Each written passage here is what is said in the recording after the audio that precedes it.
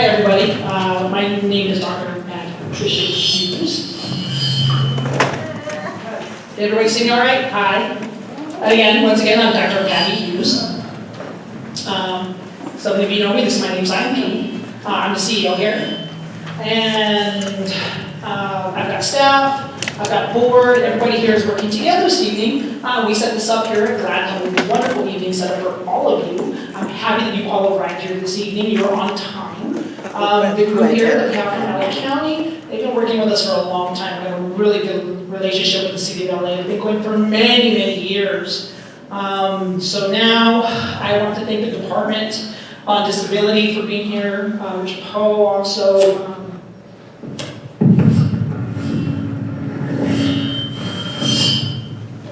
So anyway, we've been working together, deaf and hard of hearing. We also have some deaf and blind here this evening. We'll be doing a presentation. We're going to be having interpreters. We'll be talking about the deaf needs in general, what to do about in the situation of an El Nino. The interpreting, there'll be some different spelling we've come across. We decided to do this Al and then the initial N for El Nino instead of spelling out the whole word. It's been GLAD approved. LN is now going to be the sign for El Nino as opposed to saying the whole thing out. What's going to be going on this evening is we want to welcome, I've got quite a few people here, Ronica Shetty. She's with the emergency control. She's up here. She's going to be doing some presentations, some PowerPoints up on screen. When we finish the presentation, we're going to have some questions and answers. If you feel that you understood everything or you want more questions or processes, just hold up your hands. We'll bring it over to you and we'll ask questions as needed. We don't want to get too far behind because we have the interpreters up here, but we'll be working all together with deaf, hard of hearing, deaf, blind, and we're going to be learning basically what to do if you find yourself in the situation of an El Nino. Am I correct? So let me go ahead and move this over now. Microphones are shut. Oh, perfect. Thank you, Dr. Hughes. My name, again, is Veronica Hendricks, and I'm with the City of Los Angeles, the Emergency Management Department. And on behalf of the City of Los Angeles and the Emergency Management Department, we are very, very excited to be here tonight to talk to you about a very important topic, El Nino. Tonight's format will include presentations from 5 agencies. And then following those presentations, we will have a question and answer session. So if you have questions, we will be able to take those questions and get answers for you.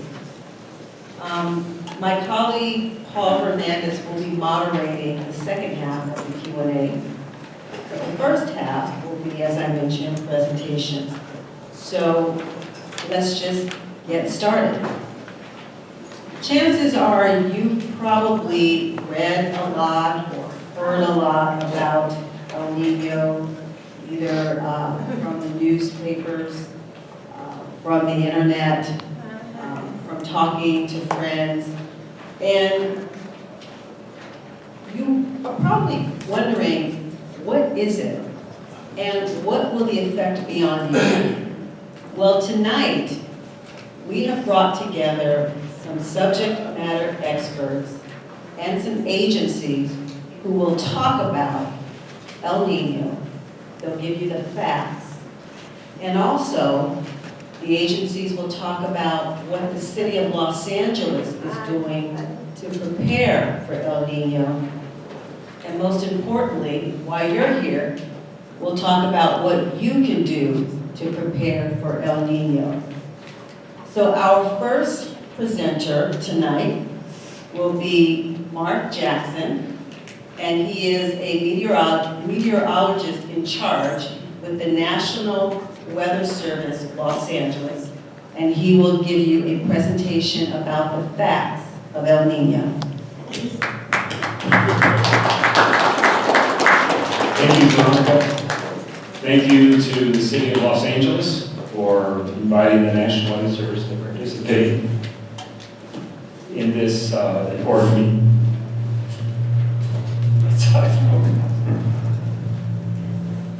What number is that? One.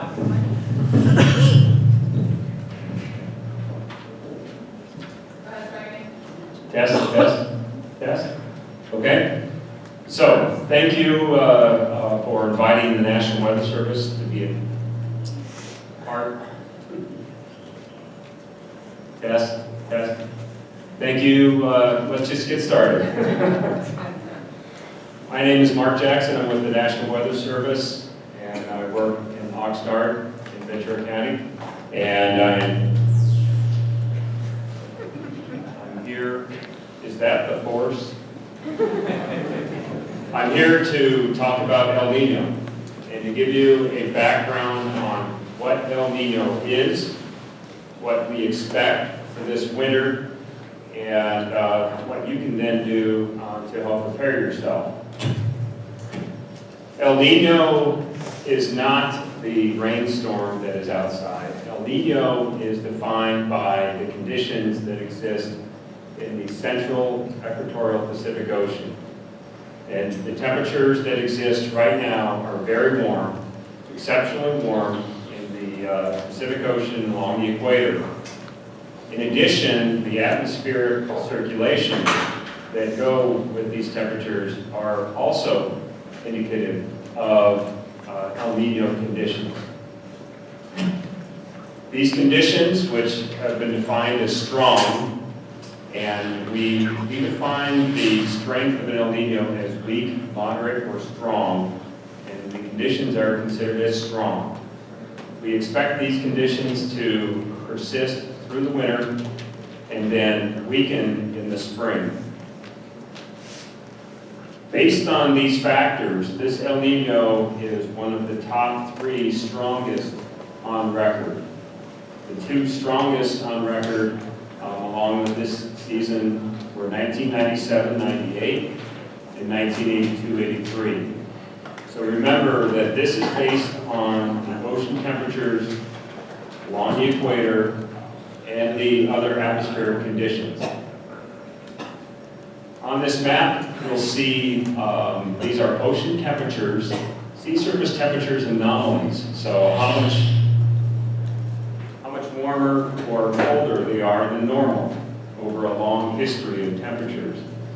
And where you see the red colors show that temperatures are much warmer than normal. And if there's any blue colors, the blue colors indicate cooler temperatures. I need to get away from this.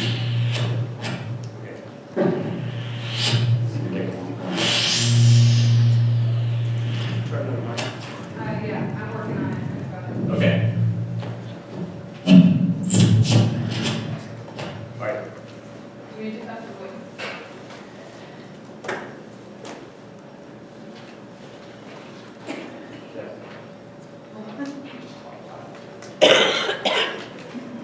I'm just going to talk loud.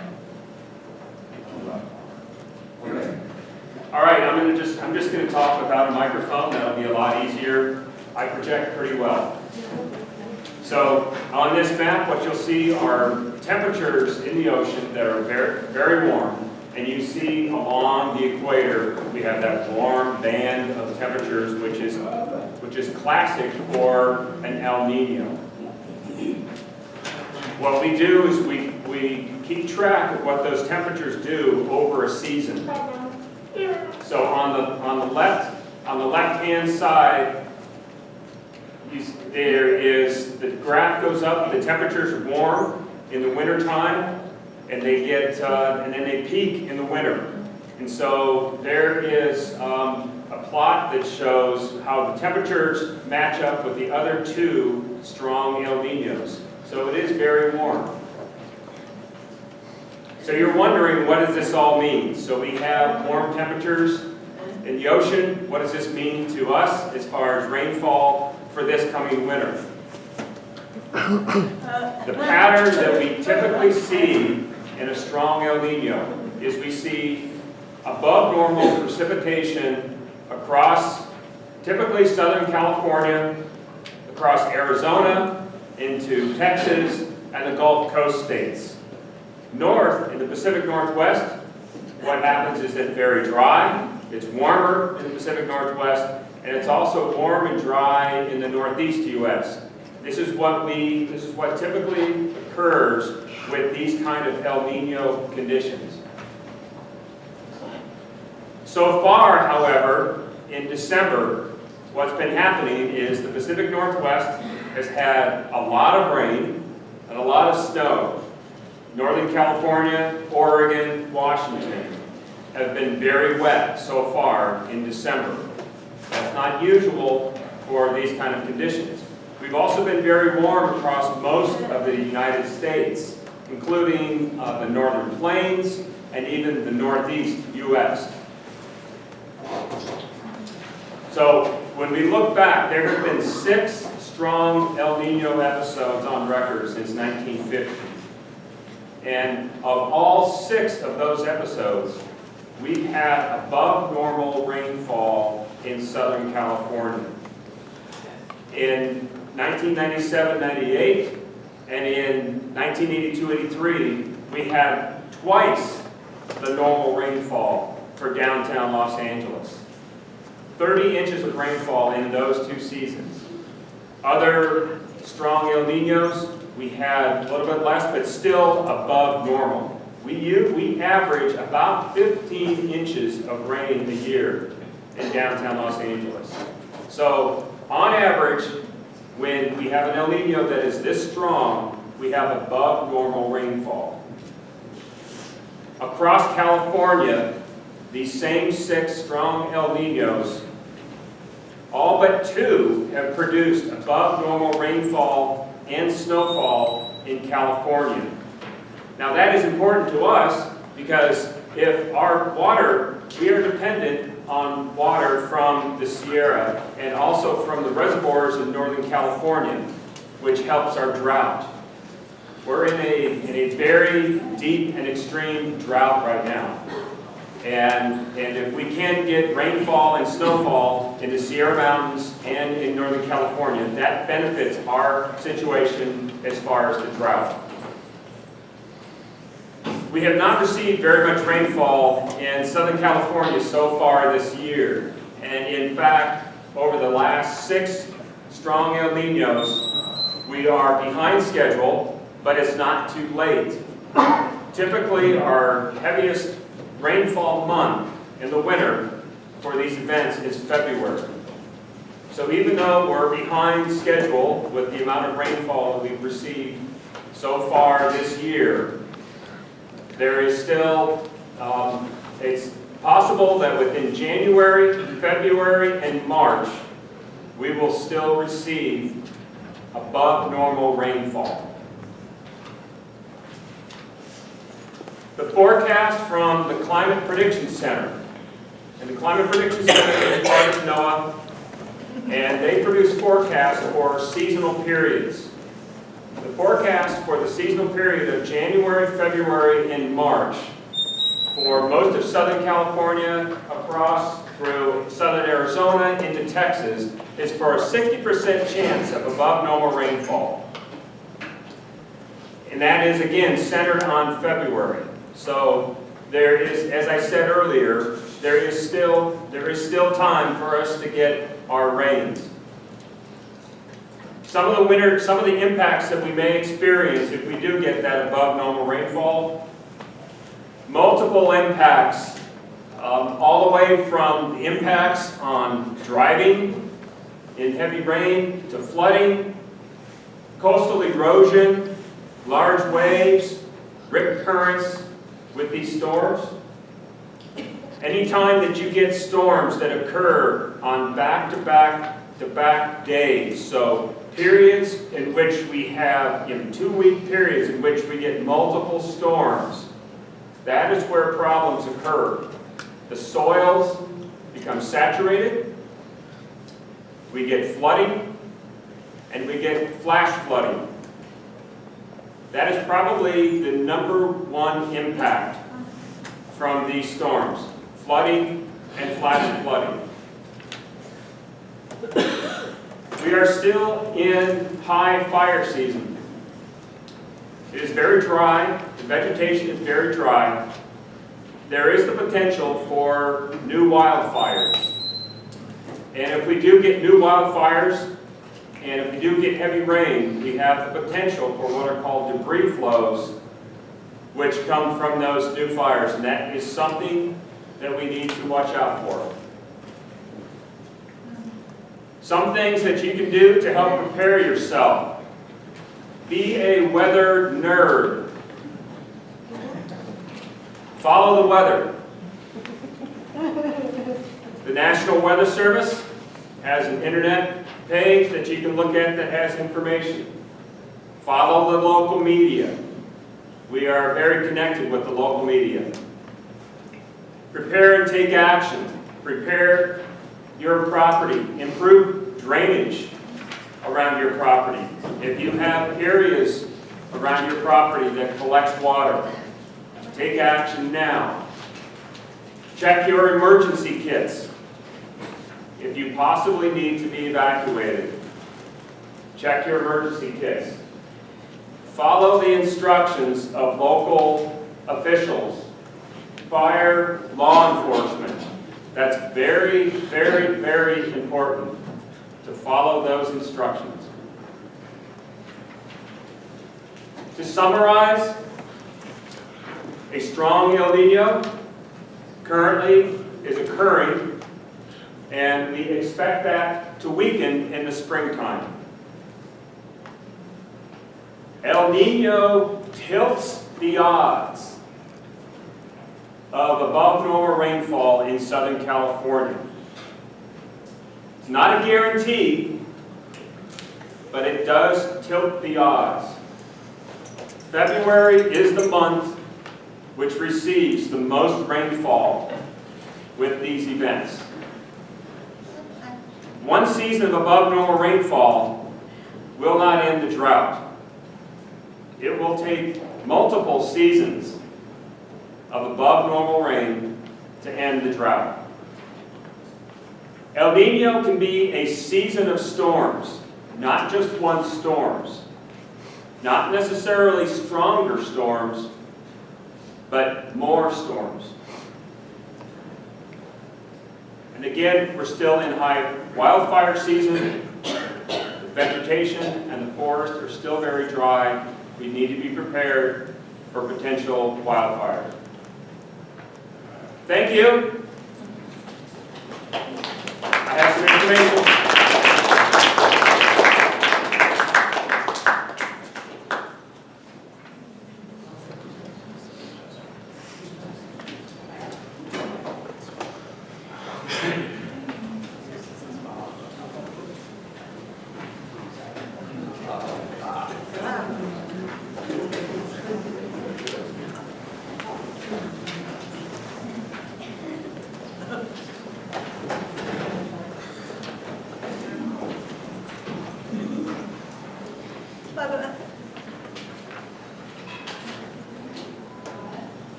Thank you.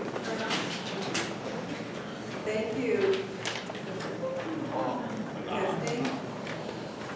Testing. Testing. There we go. All right, thank you, Mark. That was a great presentation. Hopefully he's kind of set the table for the context of this meeting to give you the facts about El Niño.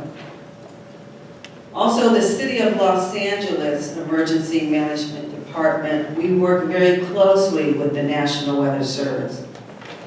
So I also want to remind you that if you want to get text alerts about any significant events that may be happening connected to El Niño or any other events, downstairs on the first floor, we have lots of information.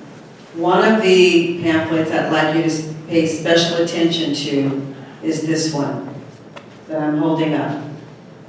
And it's information about how to enroll in our Notify LA system. It's the city's official notification system for text alerts about disasters, emergencies, and significant events.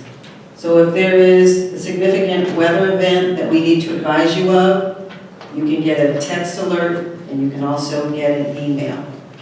Mark also mentioned being prepared, having an emergency kit downstairs. There's also information on, there's a disaster supply checklist you can get, which has information about recommended items to have in that kit. And there's lots of other information. So we're going to move on. Our next speaker is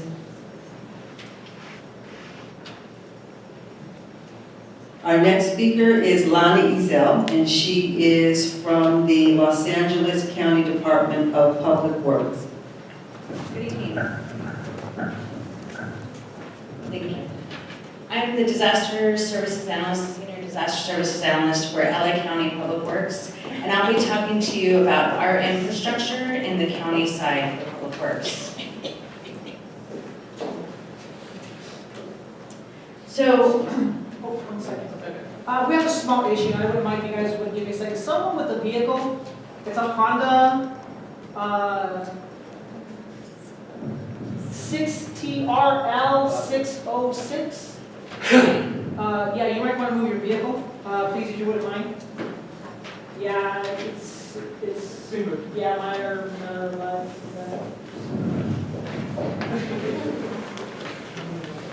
Thank you. So the county's flood control systems are designed and built to minimize the risk of impacts from storm events to help protect the lives and property. We maintain approximately 480 miles of open channels, 14 dams, 82,000 catch basins, 3,300 miles of underground storm drains, 172 debris basins, 27 spreading grounds, and several other types of flood facilities. This does not count into our over 4,000 square miles of roadways that we also maintain.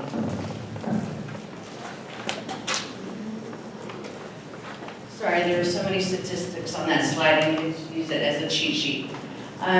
So what you have here is a picture of a vacuum truck that's cleaning out a catch basin. And many people don't realize that our roadways are actually part of the flood control system. So when we get a heavy deluge of rain, people think, oh, my street is flooding, there's something wrong. But actually that is the way it's designed. So part of our process that we start way before the storm season, we do not start the maintenance part 2 months before the rainy season in October. This is actually a year-long continual process. We're cleaning out catch basins to ensure that there's no blockage so that the system flows as it should.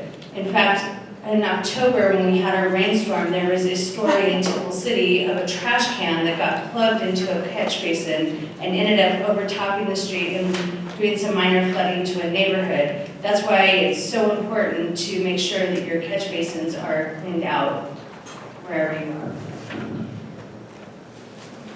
In addition to the flood control side, we also capture water during the storm season. So we operate 27 spreading grounds in LA County, and we capture almost 65 billion gallons of water on an average year. It's about 220,000 acre feet of water, which translates to 65 billion gallons of water. And during the wetter years, storm seasons, we capture much more. So I'm not going to go over El Nino because I'm not going to try and top the expert on the weather stuff. But what we do to be prepared for El Nino is that whenever a storm is forecast by the National Weather Service that we work with very closely, we start monitoring the weather. We have a system of rain gauges in the channels that will tell us how much flow is coming into the channels. In addition, we start storm patrol, so you will see more presence of public works vehicles out in the street watching the how much rain is coming down, and if there's problems out in the field, could be down trees, down power lines. These are all of the things that we're patrolling for during the storm. So it is very important for you to be prepared for the storm season, because while we do our best to minimize risk as far as the flood control system and our roadways go, it's not going to eliminate all the risk. And so being prepared is very important for you also. So we have staying informed, to paying attention to the weather forecast, making sure that you are aware of what's going on. To anticipate problems, be aware that there's going to be localized flooding in your streets. You may have normal localized flooding in your streets, so you want to be prepared with that. Watch out for downed trees and power lines. A lot of times with these storms, as you saw this past weekend, there were some strong winds that came along with that, so then that can cause for trees. Remember, we're in a drought situation, so we've had a lot of issues with our trees not having water, and then they fall over after the heavy winds. Traffic signals also can be out, so you want to make sure that you're careful with, traffic signal outages. So beforehand, it's important to know your own flood risk where you live. So you can go to, there's a website up here for LA County Public Works to find out if you live in a flood zone. Downstairs, I saw there's materials about flood insurance also. This is very important for you to be aware of. If you live in a flood risk, because your homeowner's insurance will not cover if you live in a flood-prone area without having special flood insurance. So those are things that you need to do beforehand, including preparing a kit. You want to make sure that you have a kit. Cleaning out your rain gutters are very important to make sure that you don't have flooding in your home. Trimming trees are another important thing so that you don't have any downed trees that happen to hit your roof. We have a couple of different websites that you can go to that gives you information on the status of the rain, how much rain, how many inches of rain that we've gotten. Those are things that you can also monitor the news, monitor the weather service. After, if you need assistance, there's LA, in the county side, there's LA 211, I believe, in the city it's 311 that you can call to find out assistance also. Downstairs, I brought brochures called El Nino, Now is the Time to Prepare. They're in English, Spanish, and Chinese. If you'd like to pick up a copy, there's several copies downstairs. Thank you.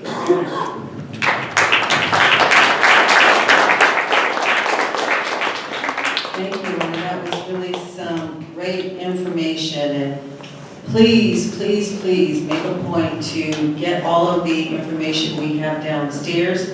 Also, in the back of the room, we have various poster boards. Please take a look. If you are cell phone savvy, you can sign up for Notify LA Tonight. Over on my left, there is a poster that says Notify LA. You can scan it. It will take you right to the website. You can enroll today to make sure you don't miss any of those emergency alerts. Okay, Lonnie has given us information about the county, and we know a lot of you come from various areas throughout the county, so she kind of set the table for what the county's doing. Now we want to have someone come forth and talk about exactly what the city's efforts are. And our next presentation will be from Mohsen Moyetti, and he is a crisis manager for the city of Los Angeles. Mohsen. Thank you, Veronica. I would like to welcome all of you here. My presentation will be very short. A lot of it has been covered by the county.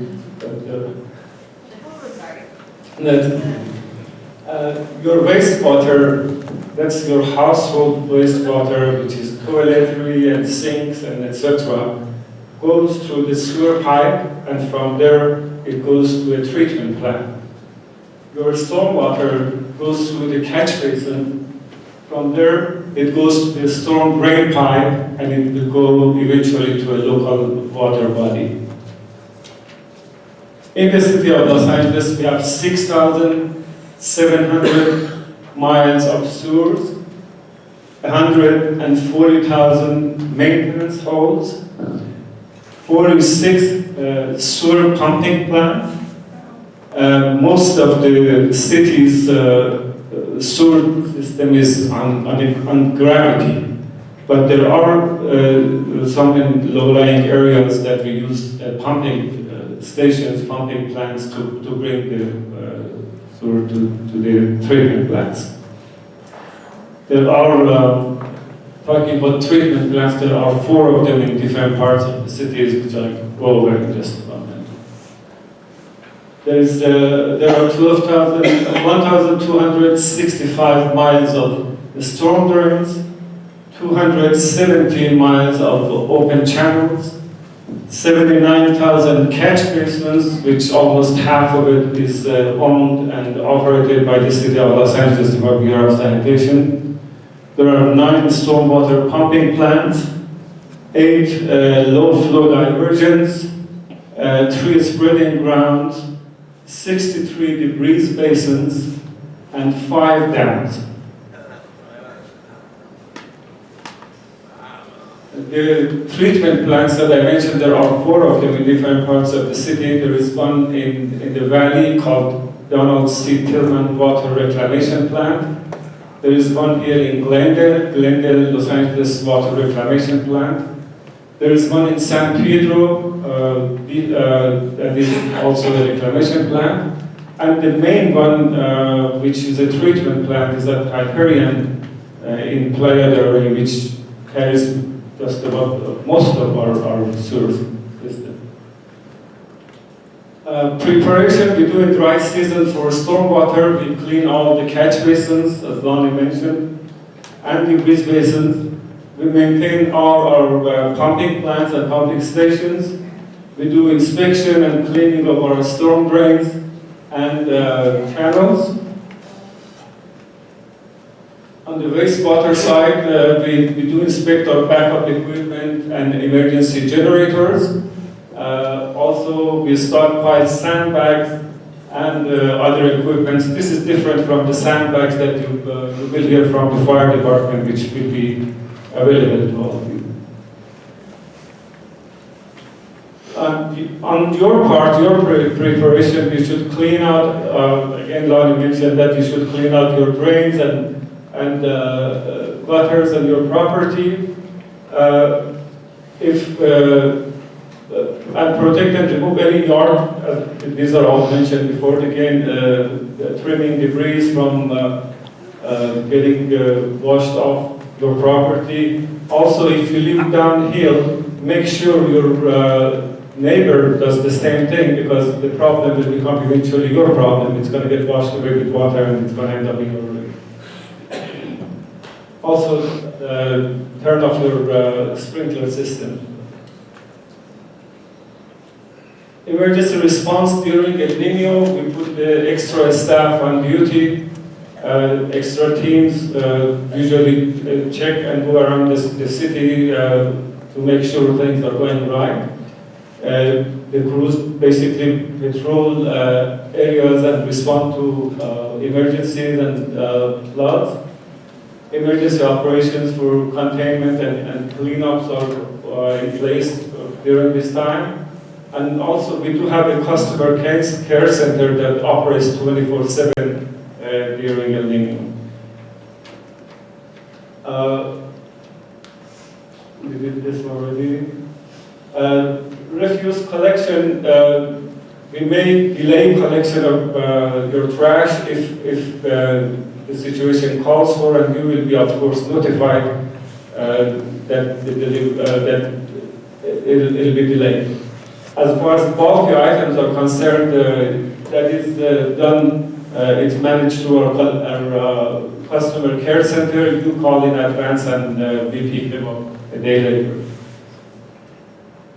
The challenges that we have in streets and gutters, again, Lonnie mentioned, these are part of the storm conveyance system. So it is okay to have water in the streets. This is LA Sanitation Customer Care Center 800 toll-free number that you can always call, and if there's a need for it. And there's also the 311, again, that was mentioned. That number was also available to call. Thank you.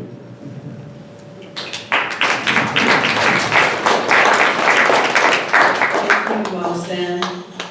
So between Lonnie and Mohsen, they gave you a really good picture as to what the city and county is doing to prepare for El Nino.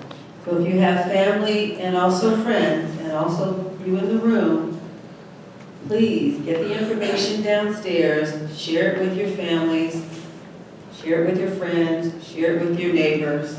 And as they both recommended you do, clean the gutters around your home, trim your trees, and take the necessary preparation and precautions you need to get ready. Okay, our next presentation will be from Ruben Ariano, and he is Sergeant with the Los Angeles Police Department Northeast Community Relations.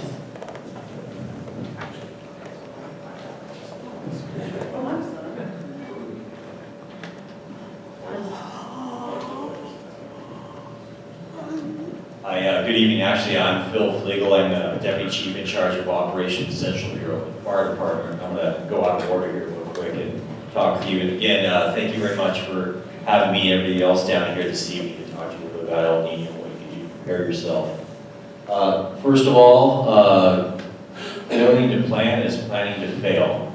And that's kind of why you're all here tonight, is to learn about how to plan for El Nino, so that way you won't have a fail when the rain does come, and you'll be prepared. So that's kind of a little bit of what I have to talk about today.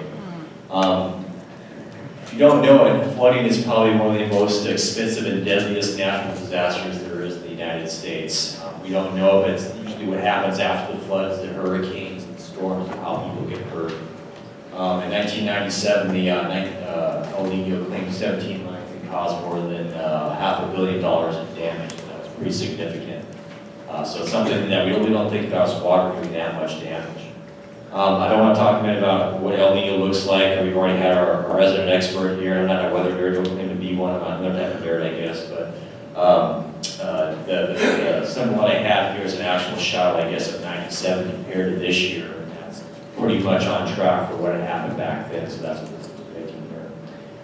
So some of the other facts that we can all do is we can all prepare. We can all get ready. And that's why you're here tonight. And I can tell you some of the ways how you can prepare yourself and get ready for El Nino.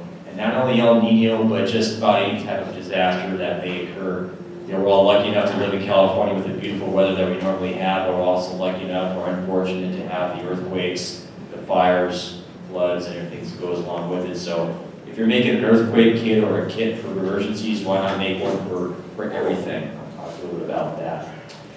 Okay, so some things that we're doing as far as the fire department and the city family is concerned is that we're informing the public, and that's why we're here tonight. We're also collaborating with other city departments and county agencies and other government agencies, and they're all here today. We're also having exercises that we're holding with our command staff in the fire department, and also with LAPD and some other agencies. So if the storms do come, we do have that flooded out security and flooded out areas, how we're going to respond to it, react to it, so we can practice that now before it actually happens. We're also providing additional training to our members in the fire department. We, in the fire department, are jacks of trades and masters of none. We go to fires, we go to floods, we go to anything that you call us out for.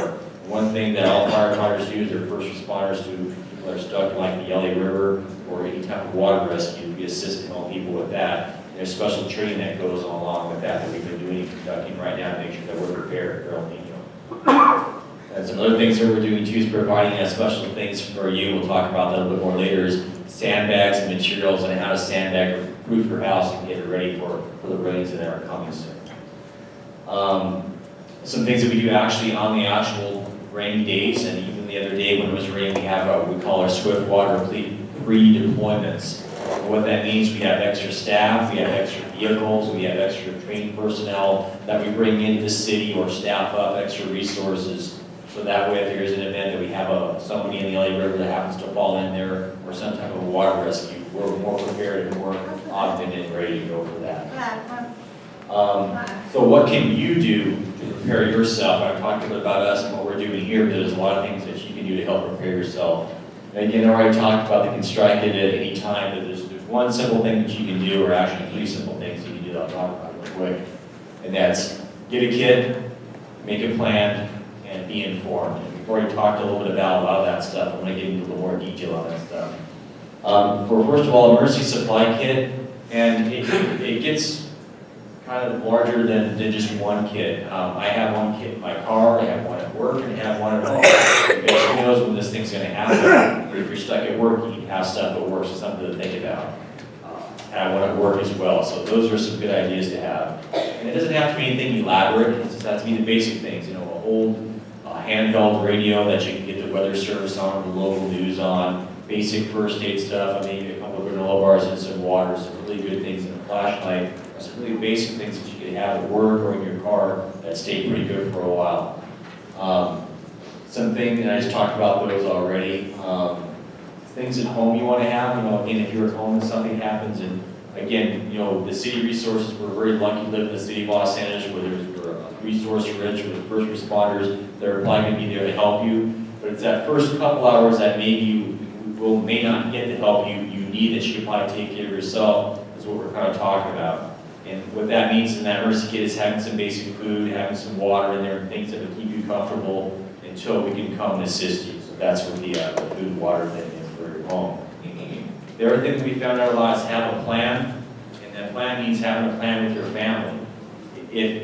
I think the EMD has talked a lot about city and government agencies. If people don't know where their family's at, or they don't have a plan, or they underestimated what could happen, they become more despondent and can't react or recover from an emergency. But if you've already told your family if there's an earthquake, or if there's a flood, or where to meet, or what to do, it gives everybody a better sense of calmness and can be able to, you know, get you a better realization of what happened and get back to normalcy a lot faster. So make sure you discuss with your family what you would do when you're at work, when you're at school, when you're at home, how to cope with disaster. Flood, fire, anything of that nature. The city of LA has a good website which helps you kind of make a checklist or a planning list of how you do that with your family. And it's on the back sheet in the back of the room. I think it has it on the board. I don't have it up here, but it's the website's preparedlanow.org. If you go to that website, it's got a lot of information, materials on how to prepare and get yourself, get your family ready for it.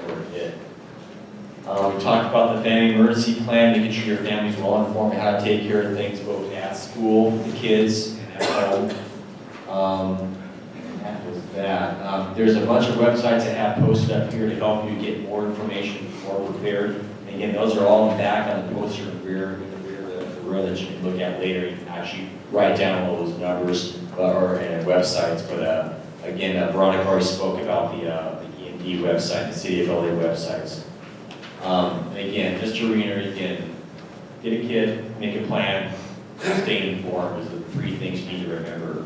And what I want to reiterate one more time is, you heard it, you say it twice, now when you go home tonight or this weekend or Sunday morning is actually do it. Get your plan, get your kid together and make a plan with your family and actually make it happen. Don't wait till the last minute. Okay, some other things that you can do too, I'm getting closely into my presentation here, is if you're involved and you want to help your community out, is get involved in our CERT team. And what CERT is, it's a civilian emergency response team. So what they do is they get trained in certain things and become actually the assistants of the first responders at emergencies. And once they've taken care of their own family and their own people, they can help out with their community, their neighbors, and other people, even the fire department, with helping with those other emergency issues that maybe we can give and pass on to them during a significant incident. So it's kind of a good program. And the one big thing, it educates you and keeps you more informed on how to better take care of your family. We have information about that in the rear as well, and the website www.cert-la.com is the address for that. We can find out more information on how that works. We actually have some CERT people here today downstairs handing out some information from the fire department. You can speak with them about how the program works. Okay, finally some safety tips for you. Yelly River, never go near or by any river channels or flood control basins when there's a big rain. And they're intriguing to look at and pretty picturesque when the snow and the rain and all that stuff is coming down. But please stay away from it. The one picture I have here too, go here. It's predominantly for the kids. Kids are very intrigued by the water. They want to go in there, so please keep an eye on the little kids in the neighborhood or your children. Tell them to stay away from flood control channels. The second thing is never drive through roadways that are flooded. If you see that it's flooded or overcompensated with water, Don't drive through it, turn around, back up, go a different direction, and drive through water, because a small, that's what the picture before was actually depicting, is, actually it's not that one, it's coming up somewhere here. It's this gentleman right here, so you may not be able to see it, but he's in a small 6-inch pool of running water down a gutter, basically. He was knocked down because of the force of the water. That water's enough to knock you down and carry you off. That can be very detrimental, so stay out of the water. And one of the safety tips they have is turn around, don't drown. So what that means is if you hear water or see water and you're walking around, you just want to make sure you look behind you so you don't get swept by it or possibly flash flooding. Finally, one of the last things we have here is preparing your house. It's been really hot a couple years in Los Angeles, and your roof may have got a little bit dilapidated, maybe some of your stucco or your weather stripping got kind of decayed. Might be a good day on Saturday or Sunday after you build your safety kit, is to go out to Home Depot or Lowe's or whatever and get some caulking and things like that to make sure your house is nice and can withstand the water, so nothing's damaged on the inside. And finally, sandbags and sand. Sandbags and sand is one of the best ways to divert water away from properties and stuff like that. You don't necessarily have to have it if you wouldn't have any issues, but if you have low-lying areas in your property, it might be something you might want to look into. And the city of LA is providing sandbags and sand to neighbors or people that need it. Every fire station in the city of LA has the actual sandbags themselves, and they're empty. It's up to you to fill them with sand. There's certain fire stations within the city of LA that has a pile of sand that you can come by and fill up your sandbags with. I've got a list here for this area around here. We have fire station 44, which is on Cypress. And if you ever, the address is 1410 Cypress Avenue. That's also fire station 3 at 108 North Fremont Avenue. But what we found is for a lot of people, it's a lot easier if you call 311 and maybe you need some assistance. You can't fill the sandbags yourself or have a hard time. You call 311, there may be some assistance that we can provide you with in the city for sandbagging. Finally, that's it. The one big thing I just want to remind you again is if you're ready for it, make sure you're prepared, get your kit together, talk to your family about it, and keep informed about what's going on. We have, it's cold and windy right now. It might be hot over the weekend or whatever, but the thing is, like we said, that El Nino is on its way, and why not be prepared for anything? So that's all I have. Thank you very much.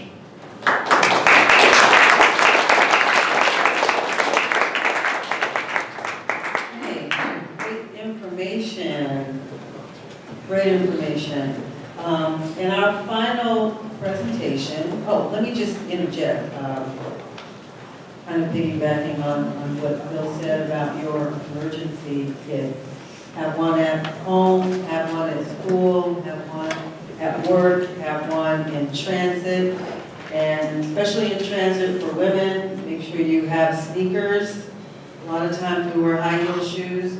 Have a pair of sneakers, and then something else people don't think about for contact lens wearers, make sure you have a pair of glasses in your emergency kit. You don't want to be caught without having glasses in the event that you cannot get your prescription filled, or if you have to toss your contacts away the next day. So those are just 2 extra tips I want to offer you. So, our final presentation before our Q&A will be from Ruben Ariano, and he is Sergeant, LAPD Northeast Community Relations.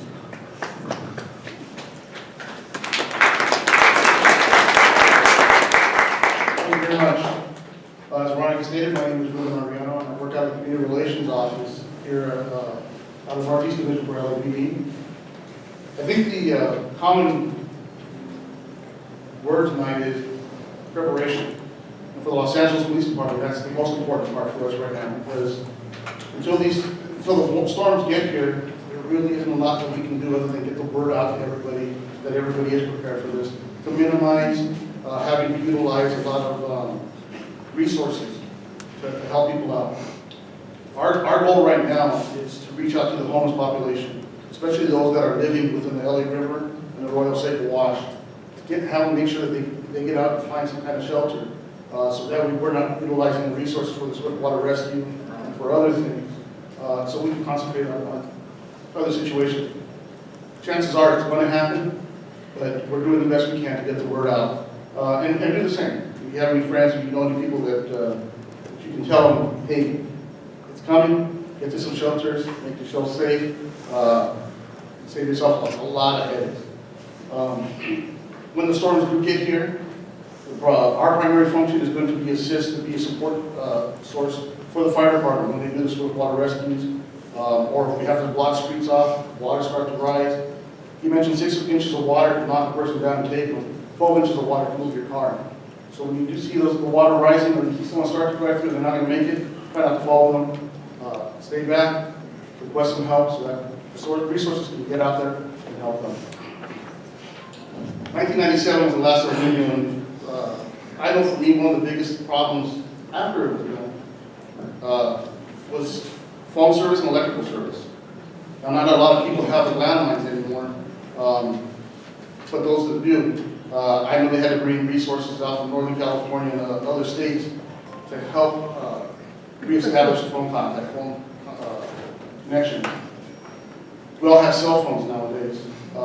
If something significant were to happen, if you start using your cell phones, the systems, it can get overloaded. So try texting. And what I do is, I have a family member that lives out of state, and that's our point of contact, rather than everybody within a local area try to contact everybody.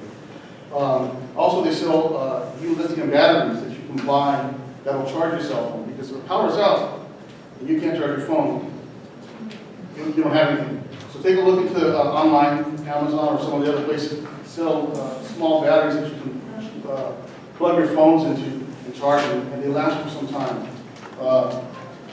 The other things they mentioned, when I was hanging up my Christmas lights, and as I do every year, I check my rain gutters, clean them out, make sure everything was good. So, as we've been saying, the key is being prepared. You don't want to get caught when this gets here.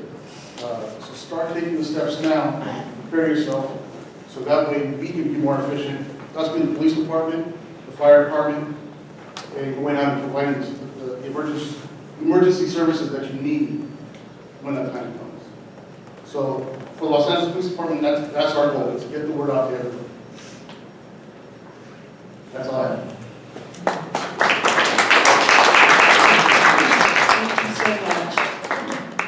Well, that concludes our presentation, and I know you've got questions. We've got people up here who can provide some answers, and to moderate the question and answer period, Paul Hernandez will be here to take your questions and to help get them answered.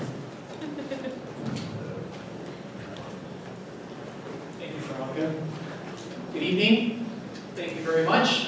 First and foremost, I want to thank Dr. Hughes for inviting us to her home. It's a pleasure, and it's a great opportunity for us to share and convey a lot of the information that we've been doing across the city, down here with you. So with that, I want to take this opportunity to please raise your hand if you have any questions of our members. First question, yes, ma'am. Are windows going to be a problem for the storm? Can you repeat that again? Would windows be a problem for the storm? So perhaps we could have. Yeah,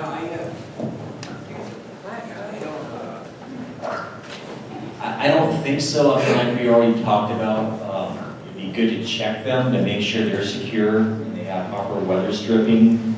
And if they need repair, like you were saying, you might want to get that repaired now before it actually happens. We're really good at waiting to the last minute for certain things, but I think, like we said, now is a good time to spend maybe this weekend going around your house and checking things out. I don't think the wind is going to be a problem. It is going to be a problem. Okay, so check those trees next to your windows and make sure they're not going to bang up next to them. If the trees are dying from lack of water, then you might want to get them trimmed or removed. So that might be a good idea. Yeah, I just wanted to say that with any winter storm, you do have rain, you have wind. Those are all two main parts to any winter storm in Southern California. We've already had some tree damage in Southern California. You heard earlier about how the drought has impacted the trees, and that makes trees even more vulnerable to the winds and the rain, especially in an urban environment where the root systems are not very deep. So yes, it would be very important for you that if you have trees around your property where you have, say, low-lying branches that might need to be cut, that would help protect your house in any high wind. Thank you. Next question, please. Yes, sir.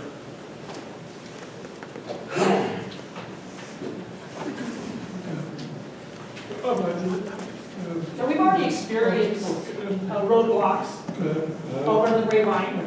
We had it happen a while ago, and we were stuck. Traffic was terrible. And again, recently, do you predict that the roads themselves will be having issues again? How should we prepare for that? Certainly. I'll answer just a part of it. The first thing you can do is to register for Notify LA. This is the one system that the city in Los Angeles we will use to notify individuals if there is an incident that forewarns some sort of danger. You will receive this on your cell phone or via email, depending on what you register. That is one of the easiest things to do, and it's the cheapest thing because it's free. And this is, again, one of those things that will go on well beyond El Nino. And then, perhaps there are other questions?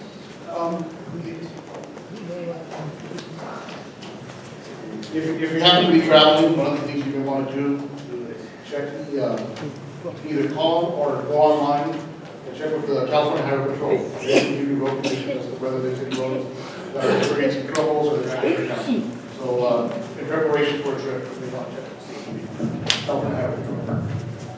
As far as checking with your houses, the roads, the streets around your houses, the best way to get those cleared would be go through 311.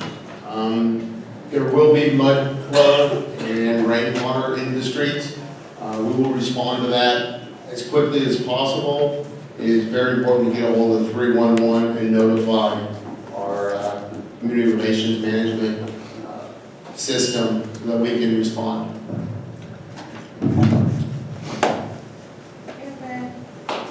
Just let me say one more thing about the roadblocks.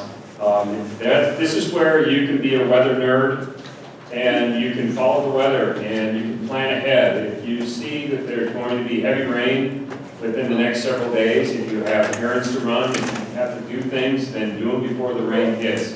The fewer cars on the road during the heavy rain, the better off the traffic is, the better off everybody is. So it is very important to plan ahead. Okay, one meter really quick. Now, I know you guys have some questions, and then let me go ahead and pick who's going to go next. So right now, let me go with. Right here, Steve. I have a quick question for you guys, and I realize that most of us, 90% of us here, use relay.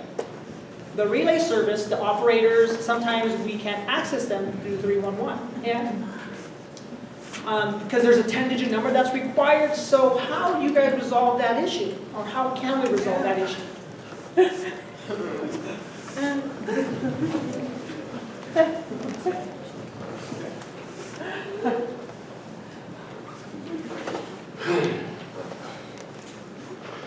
Oh, that's a really good question. Everyone looks at me right here, right? Looking at me. With the 311 issue, everyone keeps looking at me, but here's how it goes. That's one of our issues, and that's something that we are documenting and we're putting down, and that's something that we're going to have to respond to and get back to. We appreciate GLAD's help. They've been helping us a lot. When we do get an answer, we will make sure that we let you know, not just directly, but also let GLAD know what's happening. When we are also going to broadcast through social media, Facebook, Twitter, whatever's available. So, well, 301, you can access the 10-digit number. Richard, you want to speak up?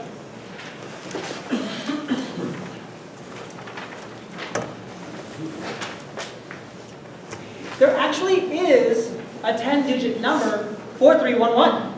Understand that it's not easy, but you're going to have to remember the number. It's easier to remember 311, yes, obviously, but in order to communicate with emergency services, you can. So part of the issue that we have is getting disability access through the community, and we understand that there may be a charge aside from the 311. Now, Net 11, well, there's 311, there's 911, 711, there's lots of 111 numbers. That's one of the big issues. For right now, use the 10-digit number, which is 213-473-32 something something, but it's on the front page of My 311. If you look at My 311 website, I don't know if we can bring that up, but My 311, that 10-digit number is there on the website. So just Google it, but it is there for now.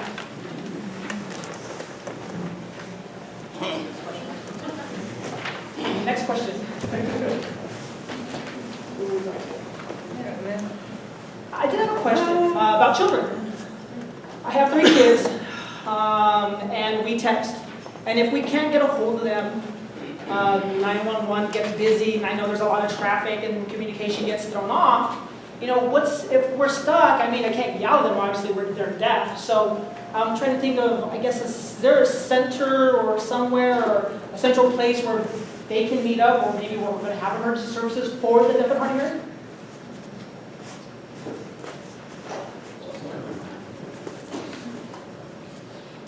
Yeah, I'm just looking at that right now. I've got the 10-digit number for 311. And, well, so I did want to let you know that, you know, I drove deaf myself, and I experienced the same issue. Basically, I mean, exactly what we have going on here, what we've been talking about is get it, be prepared, understand what's happening, what's your plan. You have to develop a plan.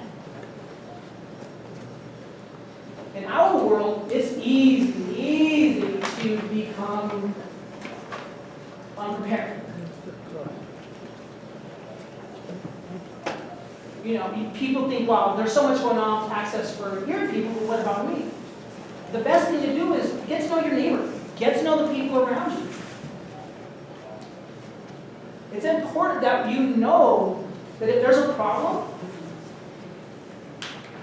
you're going to have to do it the old school way. You know, talk to people, knock on the door, know who your neighbors are. Ask somebody, hey, can you dial 911 for me? You know, you have to be preemptive. You have to have a plan set up. We want to practice safety. We want to be safe, obviously, and prepare for any situation. So yes, we have texting, and we can do that. But right now, in our area, you know, you may not be able to do that. So if something happens, it's important that we communicate with our community and our neighborhood, and we know the people around us so we can communicate with them if something were to happen. We need to be able to do that. Hey, you know what, I'll let you know, hey, if something happens, there's an emergency, I might come knocking on your door and ask you to call 911 for me. And if, say, the phone lines go down, or there's no communication access and texting, you know, yeah, we're used to it, but it's important to have TTYs. Oh yeah, let me tell you, TTYs, because you can call 911 through your TTY. You know, you may not be able to call and speak, you know, and have to do it. That landline works, you can call. Okay.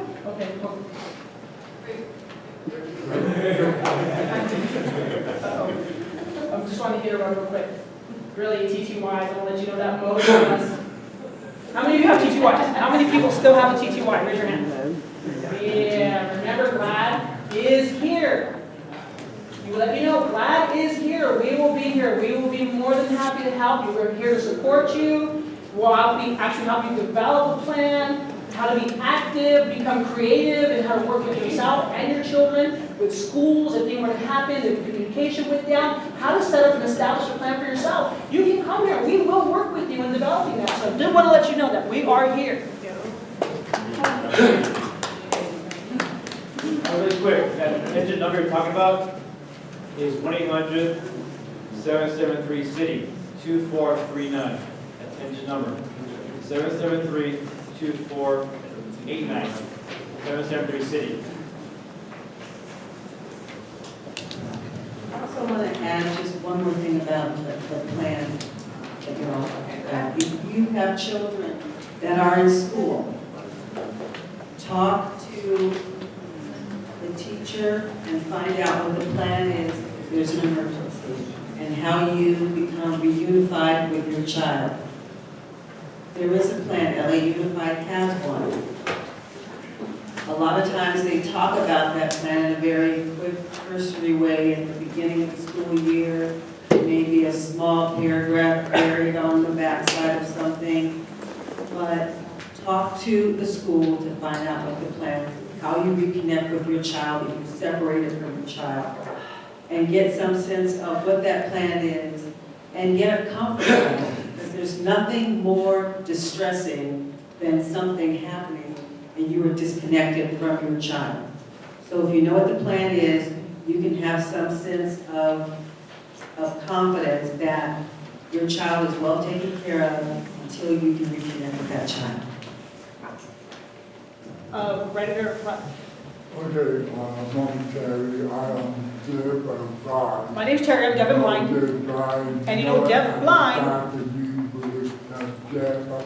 how do we take advantage of these services? What? My name's Terry, I'm deaf and blind. My name's Terry, I'm deaf and blind. I can't see and I can't hear. And we don't live too far, we're about 5 minutes away. We don't use text, we don't have phones. We're limited in our communication. And how is there a way that we can take advantage of these services?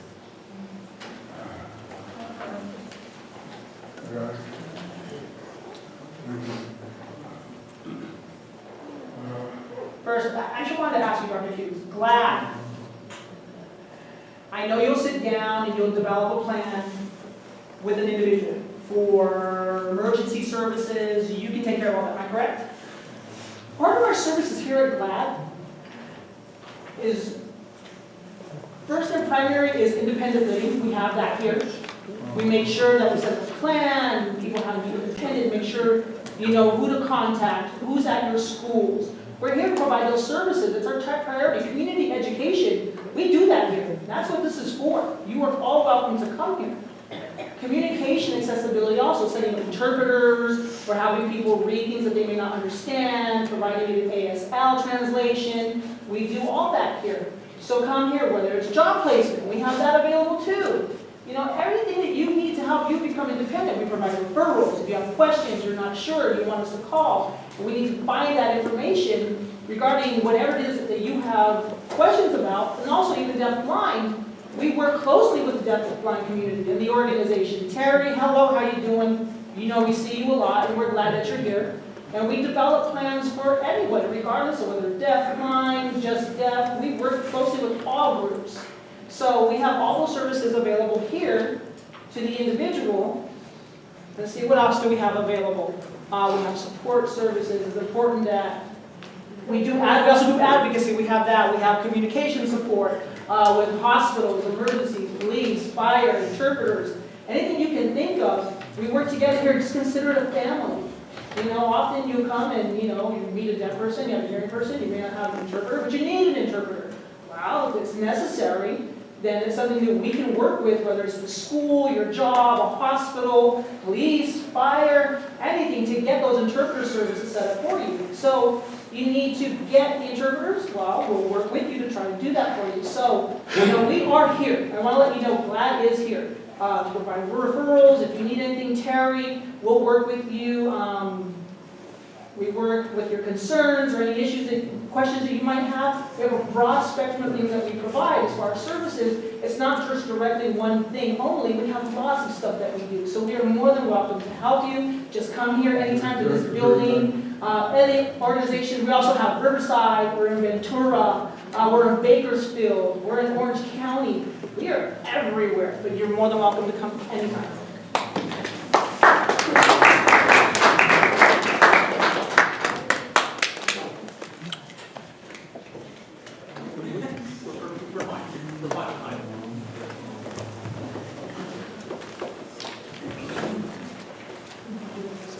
Hello everyone at NINO. I'm super happy to be here, and we're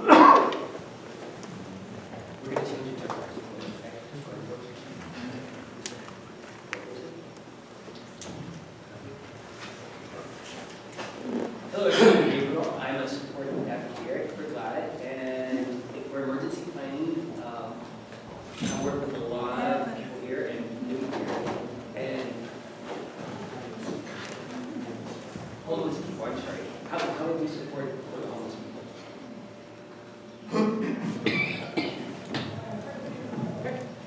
First and foremost, in regards to the homeless, we are working, the City of Los Angeles is working with LAHSA.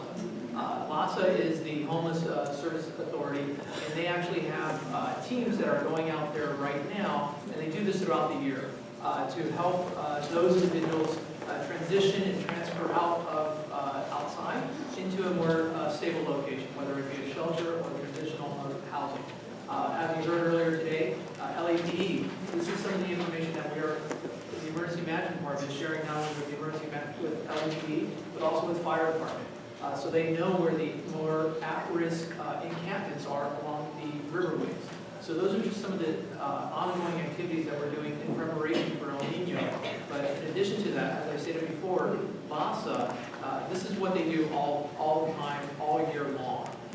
There are close to about 25,000 people that are homeless in Los Angeles, in LA County. There's not enough beds. That's something that the city is addressing. They just put about $30 million towards this initiative to bring in more additional services and beds. But it is something, and it is a challenge. The city does address that.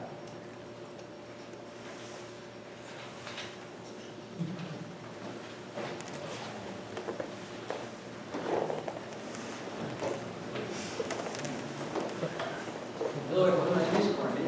I have two boys.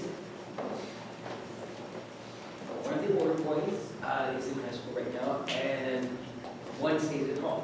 So what happens if a flood takes place and there's no way out to pick up other kids from school or pick up my boys and they're in two different locations? How would I be able to do that? Or do I wait for the water to recede, or do I take a chance, or do they stay in school for a day or 2 days or 3 days? That's a good question. So I'm going to have Fire respond to half of it. The first part I'm going to respond to is, first and foremost, as we've spoken today, is we need to have a plan. You need to understand, what LAUSD also does. They do have a plan. If there is an issue in regards to your child being there, they're not going to let your child necessarily just go home. It's a little bit different, perhaps, depending on the age of the child. If he's in high school, that's what I heard. But if they're in middle school and then that's where it's important for you to have a conversation with your child so they understand some of the responsibilities and some of the actions that you might take in case you're able to be separated. Downstairs, we do have some information to create a family supply disaster kit, and also for some information on how to create a family plan. I can't urge enough for each of us to continue to talk about that and to prepare for that, not only for ourselves, for our family, but also for our animals. We want to make sure that we are mindful of our animals, especially the service animals, and that's something that we can certainly talk about. We're going to have a representative from the school district here, but schools are very well equipped to take care of our children. That's one thing, and I think we kind of take that for granted sometimes, but they can house the children, and a whole lot of them, and again, like we already spoke about, have that plan that tell them that they're going to be stuck there until you come and pick them up. That's the plan. They already be taken care of by the teachers and the principals there, so that is the school district's plan, is to keep them there. And that's why you have to have that plan, and it's really hard, and being a parent myself, it's hard to, reassure your children when you're away from them that it's going to be okay, you'll get to them when you can. You just have to reassure them now so they understand what your plan is. I think you don't want to add to the commotion of rushing over there and trying to do something. And again, this isn't going to be it's going to be a significant event, but it's not going to be like we have to build Noah's Ark and we're going to be, on our own for several days or several weeks. It's going to be just a thing. And like we talked about with driving, to stay off the roads, get some popcorn, get the movies out, and stay at home and don't do anything. But we can ask the question. Okay, thank you very much for your... Okay, now the last question. It's also applies to your question. Perhaps if there is a roadblock and you hear about it, and there's a warning, and the hearing people have heard about it, and then the deaf people are not aware of it, how will we know to avoid certain road closures because of flooding? How did we solve that?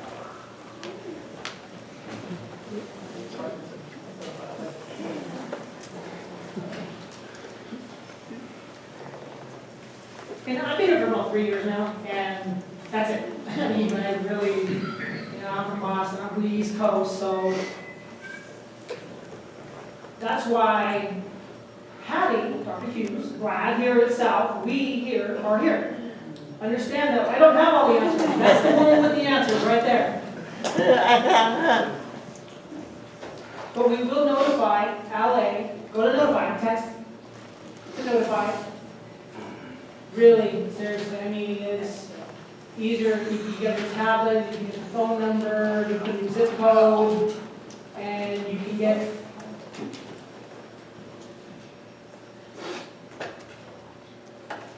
now, it's easier to get information for that exact area, no, but it will apply to your zip code. So if you know your zip code, then you can get information, and that's the big thing, is I understand getting information, and it's ongoing, it's continually updated. The information there, they don't just sit there and do nothing, but as soon as something hits, then I understand you want to know what's happening, and that's the best thing to do. Or if you have more questions, contact Glad. Really, I mean, your in-house friends right here, I mean, the people here, your people here are your best resource, each other. Because we know here how to, what I'm trying to say, okay, I'm trying to be formal about it. We know what we need. We know how to share information. We are skilled at that, and that's what we should be doing. So, share information amongst each other. From my experience growing up, deaf culture, I mean, it's, your people don't understand it. And if you need to know something, then the person next to you might have that information, so you ask them. My dad, he's deaf, and and he was a minister, preacher, and he would tell people, well, you are your own best resource. And right in front of everybody. That guy, the deaf guy sitting next to you might have the information, so that's who you want to talk to. You don't have anything that's top secret. You want to make sure that, hey, there's a guy next to you. What's going on? What's happening? Share information. We do that really well. And one important thing is text messaging. But do me a favor, don't text and drive, please. Please don't text and drive, please. Remember, we're here. If you're on the freeways, they also have the freeway warning signs. You can see those. Those are there also. They will provide warnings. Go here, go there. You'll know road closures. You'll see things. So keep your eyes open. Deaf, blind, okay, that's different, obviously. But, when you're driving, keep your eyes on the road. Use your eyes. Be aware. So you can take in whatever's going on. You'll know. Pay attention. Hold on. Let me finish here. I've got a lot of hands going on. Who's going to interpret for me? One thing that I do suggest is that people buy a kit and maybe in Van Nuys, a SOS Survivor Store. It's located in Van Nuys. You could go around, go to the store, shop, and look around in the store. Okay, thank you so much for the questions. Thank you so much. I think we're done. Thank you. If I may just closing remarks. Again, downstairs we have a lot of literature. We're going to leave it all here with class staff. But again, the Notify Alert LA is the primary system that the city of Los Angeles uses to notify residents if there is any type of harm. So please sign up. It's free. It's what the city uses, and we can't express how important it is for you to sign up for this, because this is the way in which the city will be contacting you via text and email for your information. And all this information will be downstairs, and we'll leave it here with them also. So on that, again, on behalf of the city of Los Angeles and the county, one last thing. I'm sorry, this is why we work as parents with Los Angeles Police Department. My partner reminded me of something. When the storms are occurring, or even when there's no storm, but if you see a down power line, don't approach it, call 911. Second thing is, if the power is out and all the traffic lights are out, treat that as a four-way stop for your safety. So again, on behalf of the city of Los Angeles, our partners with the county and NOAA, thank you very much. Duos will be around here to answer additional questions should you have any. And it's our pleasure to be here. Again, thank you and have a good night.